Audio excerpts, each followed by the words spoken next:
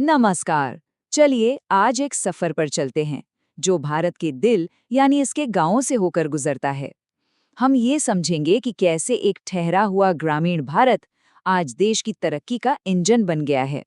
और हाँ, साथ साथ उन जरूरी आंकड़ों पर भी नजर डालेंगे जो प्रतियोगी परीक्षाओं के लिहाज से बहुत अहम हैं। तो आज हम क्या क्या देखने वाले हैं? सबसे पहले हम आज़ादी के समय की हालत से शुरू करेंगे। फिर देखेंगे कि आज ग्रामीण अर्थव्यवस्था कहाँ पहुँच गई है। उत्तर प्रदेश का केस स्टडी समझेंगे, प्रशासनिक बदलावों को जानेंगे और आखिर में किसानों से जुड़ी चुनौतियों पर भी बात करेंगे। देखिए, आज की तरक्की को समझने के लिए ये जानना बहुत जरूरी है कि हमारी शुरुआत कहाँ से हुई थी। तो सबसे पहले चलते हैं 1947 में, जब अंग्रेजी शासन ने ग्रामीण भारत को एक तरह के जबरदस्ती के ठहराव में छोड़ दिया था। आप बस अंदाजा लगाइए 1947 में देश का क्या हाल था। 84% लोग, मतलब देश की बहुत बड़ी आबादी, पढ़ लिख ही नहीं सकती थी, और गांव में खासकर महिलाओं के बीच तो ये आंकड़ा और भी ज्यादा था। और बात सिर्फ पढ़ाई लिखाई की नहीं थी, सेहत का हाल तो और भी बुरा था। स्वास्थ्य सुविधाएं इतनी कम थीं कि एक आम भारतीय की औसत उम्र सिर्फ 32 इयर्स थी। हर 1000 लोगों पर 27 की मौत हो जाती थी। ये आज के ज़माने में सोचना भी मुश्किल है। उस वक्त देश की लगभग 70 से 75% आबादी खेती पर निर्भर थी, लेकिन खेती की ग्रोथ वो लगभग 0 थी, सिर्फ 0.3%। इसका सीधा सीधा मतलब ये था कि एक ही खेत में जहां 2 लोगों की जरूरत थी, वहां 5 लोग काम कर रहे थे। इसी को कहते हैं प्रच्छन्न बेरोजगारी, मतलब गरीबी का एक ऐसा चक्र जिससे निकलना नामुमकिन सा लगता था। तो ये तो थी उस जमाने की बात।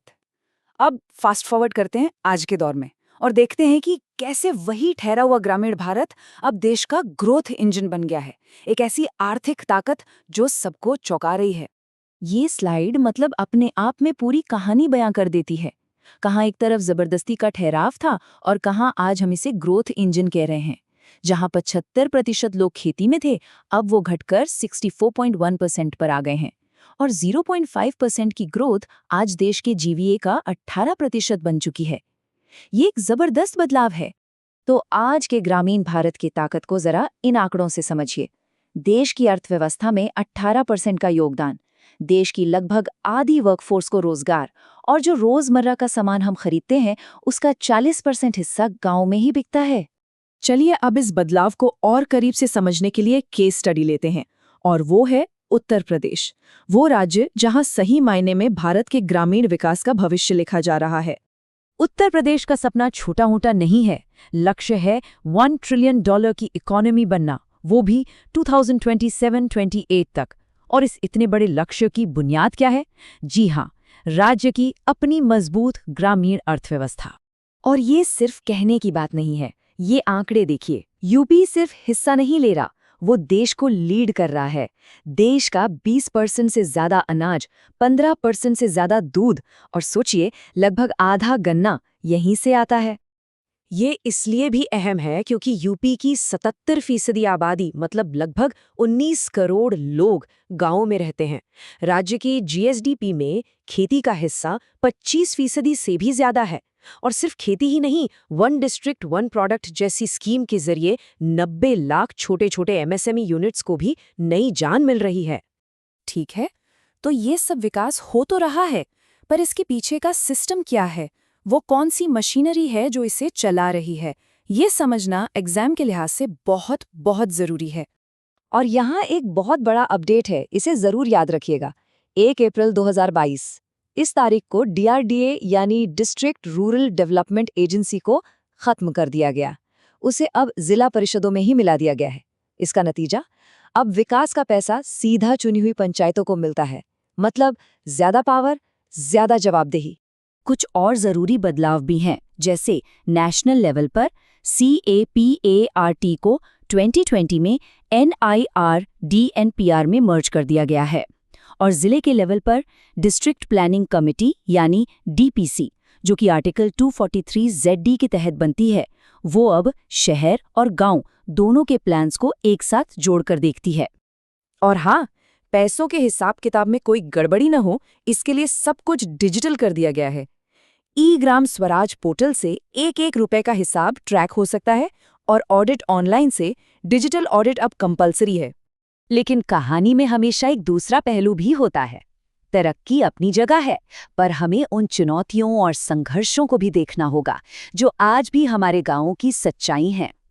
देखिए, आज़ादी के बाद से ही जमीन एक बड़ा मुद्दा रही है। 1951 में विनोबा भावे का भूदान आंदोलन था, जो एक शांतिपूर्ण कोशिश थी। फिर 1967 में नक्सलबाड़ी विद्रोह हुआ, एक हिंसक आंदोलन जिसका एक ही नारा था, जमीन जोतने वाले की। और फिर 1978 में पश्चिम बंगाल में ऑपरेशन बरगा आया, जिसने बटाईदारों को कानूनी हक दिलाया। फिर आया 1991 का दौर, एलपीजी रिफॉर्म्स का। इसने अर्थव्यवस्था तो खोली, लेकिन किसानों के लिए एक नया संकट भी खड़ा कर दिया। खेती की लागत बढ़ गई, बाजार में उतार चढ़ाव बढ़ गया और किसान कर्ज के जाल में फंसता चला गया। और इस संकट का नतीजा बहुत ही दुखद रहा। ये आंकड़ा देखिए, एनसीआरबी के मुताबिक 1995 से 2022 के बीच 3.5 लाख से ज्यादा किसानों ने अपनी जान दे दी। ये सिर्फ एक नंबर नहीं है, ये एक बहुत बड़ी दर्दनाक हकीकत है। तो इस हालात से निपटने के लिए सरकार ने कई बड़े कदम उठाए हैं, जैसे पीएम किसान योजना, जिससे सीधे किसानों के खाते में 6,000 रुपये सालाना जाते हैं। एमएसपी को उत्पादन लागत का कम से कम 1.5 गुना रखने की कोशिश की जा रही है। और श्री अन्न यानी मिलेट्स को बढ़ावा दिया जा रहा है, जो क्लाइमेट चेंज के दौर में एक अच्छी फसल है। तो हम वापस वहीं आ जाते हैं जहां से शुरू किया था।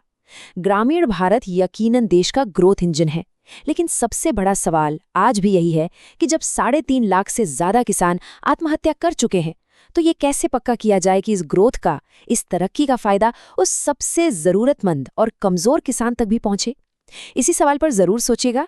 इस चर्चा में शामिल होने के लिए बहुत बहुत शुक्रिया।